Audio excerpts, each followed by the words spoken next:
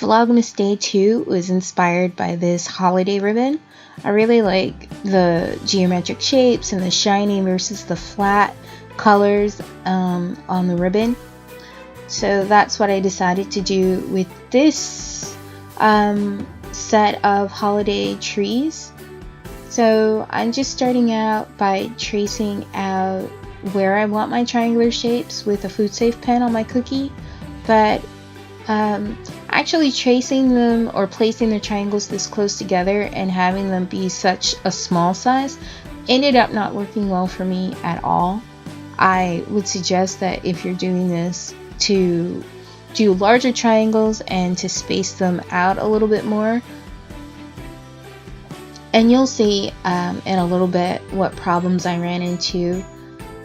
So for the second cookie, even though here I'm tracing out where I want the placement of the triangles to be, I don't actually follow this guide. Excuse me. So back to why this wasn't the best idea for me. The triangles were too close together. My royal icing wasn't stiff enough to maintain such small shapes when I was flooding the cookie. So the integrity of the triangles is completely destroyed. But I think I did a pretty good job on the second cookie to make sure that the triangular shapes were what I wanted them to be. So, like all of my cookies, I'm just going to flood them, and I'll use a skewer or a poking tool to make sure that I don't have any air gaps or voids in the royal icing. And after I've flooded the cookies, I let them dry for about 3 to 4 hours before I move to the next step, which is putting on the luster dust and disco dust to make them shiny, because the areas that I flooded now will be the shiny metallic-esque sections of the cookie.